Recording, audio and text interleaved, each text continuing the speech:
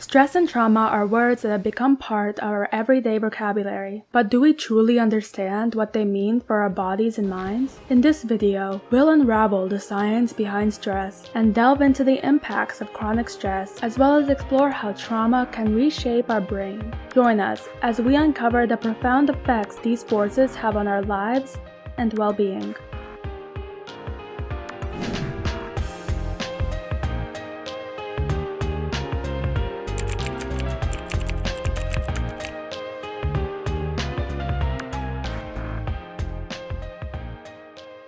So first, let's answer the basic question. What is stress? Stress is, in short, a survival mechanism which sends your body into a high drive, a booster or a power-up if you will, to either fight or flee depending on the situation. The best way I like to explain is to use the caveman analogy. This is an episode of Tom and Jerry. Tom and Jerry are fighting as usual. Oh no! They are prey. It's a dinosaur! Now, in his current state, Tom probably wouldn't be able to take on the dinosaur, considering he can't even take on a mouse without failing miserably. Hey!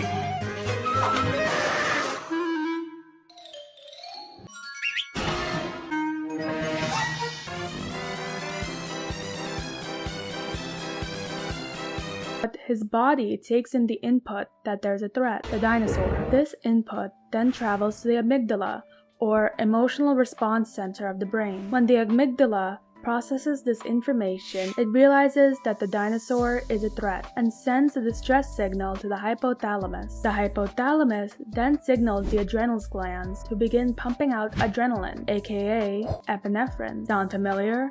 The full form of EpiPen is epinephrine pen. Epinephrine is great at combating anaphylactic reactions because the hormone actually makes airways open up. Because of situations like this, you're going to need a lot more energy and a lot more air. Epinephrine triggers a variety of reactions aside from just that. The heart beats faster than normal, pushing blood to various parts of the body fast, and pulse rate and blood pressure go up. The person undergoing these changes will also start to breathe more rapidly so that the lungs can take in as much oxygen as possible. Sight, hearing, and other senses become sharper. Meanwhile, epinephrine triggers the release of glucose and fats from temporary storage sites in the body. These nutrients flood into the bloodstream, supplying energy to all parts of the body, so that your body is ready to fight or take flight. It's like your body is pumping Red Bull into your bloodstream, if the whole explanation didn't make enough sense. Now, Tom has an extra push to fight the dinosaur.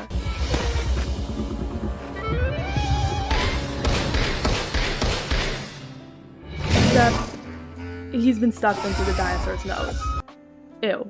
The danger hasn't been averted yet fully, as it would have been if, for instance, Tom was jumping out of the way of an incoming car. Because of this prolonged threat, Tom needs more than just a Red Bull. He needs a 5-hour energy. The hypothalamus triggers the release of corticotropin-releasing hormone, which triggers the pituitary gland to release adrenocorticotropic hormone, which sends a signal to the adrenal glands to pump out cortisol, keeping your body in high drive. Once the threat passes, the cortisol levels begin to drop to a normal amount, and the body is no longer in a constant high drive mode. This is the limbic system. That's the basic physiology of how stress works. It's your emotional processor part of the brain interpreting sensory signals as a threat and telling the hypothalamus to send signals to adrenal glands, subconsciously releasing hormones such as epinephrine and cortisol to allow more energy to be used and more oxygen to be taken in per breath, and being more perceptive of your surroundings so you can react to the threat via fight or flight, as well as use more brain power to make quick decisions. Stress is essentially a survival mechanism. The function in and of itself isn't a bad thing. It was great for our ancestors who needed to survive out in the wild, and is useful today when swerving out of the way if a car were to run a red light. There is also the lesser known freeze response, but that's a can of worms that we'll get to in a future episode. Unfortunately, in many people, this fight or flight response is hypersensitive and thereby triggered without much provocation, as seen in certain types of anxiety disorders. But what if you're constantly stressed out, such as with a high-pressure job, dysfunctional marriage, abusive situations, poverty, where the fight or flight response is necessary but constant. Your body cannot sustain being in a high drive mode all the time, which is where constant stress becomes a problem. Your body is using up reserves to go beyond its limits for a short period of time to evade a certain stressor before going into a detox mode when the stressor has passed and you can start recovering. However, if you're in constant stress, that means that your body has no time to detox and recover and replenish. Think of it like a war. If you're a king and your kingdom gets invaded, you may need to create a draft to combat the enemy forces. You need more materials to combat the enemy. But if the draft and the war go on too long, you begin to exhaust resources. You start having to draft people younger and younger. The people not directly serving in the war may be going hungry, since all the food is going to the troops. It's just not sustainable. Eventually, the kingdom will reach a breaking point and collapse due to the exhaust of materials. This is why people with chronic stress are at higher risk for heart attack. You can't sustain an all-out high drive mode constantly. Say the war is over, but within the next week, another empire invades. You clearly won't have enough resources to completely rebuild your troops in 1 week or regain the lost supplies, materials, etc. But you still need to fight in the war. Is your kingdom going to do better or worse now? While tackling the empire may gain great benefits, your kingdom is now nothing more than a skeleton. See what I mean? This is the same analogy of your body when it comes to constant stress. Your body is the kingdom, the stress is the invaders, the hormones and oxygen are troops, and so on and so forth. Even if getting that promotion is going to be great and it's a great benefit and you get so many more things through it, it still doesn't matter at the end of the day if you yourself are completely burnt out. This is what chronic stress does to a person. It inhibits them. Symptoms of chronic stress may include aches and pains, insomnia or sleepiness, a change in social behavior such as staying in often, low energy, unfocused or cloudy thinking, changes in appetite, increased alcohol or drug use, change in emotional response to others and/or emotional withdrawal. A person may display all or a few of these symptoms at varying intensities respectively. Now what if, after a brutal 10-year-long war, you as a king, as well as the rest of your kingdom, are afraid of another brutal attack? Your kingdom is bare bones. You've lost many of your troops, and it'll take a while to get your population and just your kingdom itself back to what it once was, and now you, like many others, want to take precautions to be ready in case another attack comes, even if it never does. So you build a wall, which will take energy not only to build, you started building it during the war anyways, but also to maintain. What about the troops circling the walls around your kingdom? Troops stationed outside your castle 24/7? That's going to take resources and energy too. Now you have very little resources and energy to rebuild the kingdom to what it once was in terms of domesticness. Also, at even the smallest threat, anything from a cabbage merchant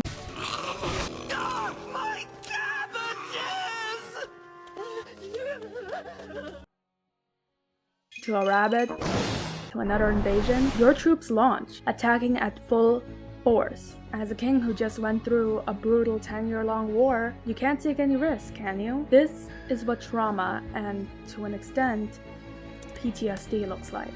Trauma is the aftermath of such intense stress where it overwhelms your fight or flight response system. Trauma is caused by any disturbing experience that results in significant fear, helplessness, disassociation, confusion, or other disruptive feelings intense enough to have a long-lasting negative effect on a person's attitudes, behavior, or other aspects of functioning. Traumatic events include those caused by human behavior, for instance, rape, war, industrial accidents, as well as by nature, like a tsunami or an earthquake, and often challenge an individual's view of the world as just a safe and predictable place. These can also result in post-traumatic stress disorder based on both person and severity. In physiological terms, trauma is when a situation is so intense it overwhelms your limbic system. Let's use this analogy. Aside from general studying and making videos, I also work as a lighting technician in theaters. In the lighting booth, we have a lighting board, which we use for most general lighting. We can plug that into a normal wall socket, but sometimes we need more light.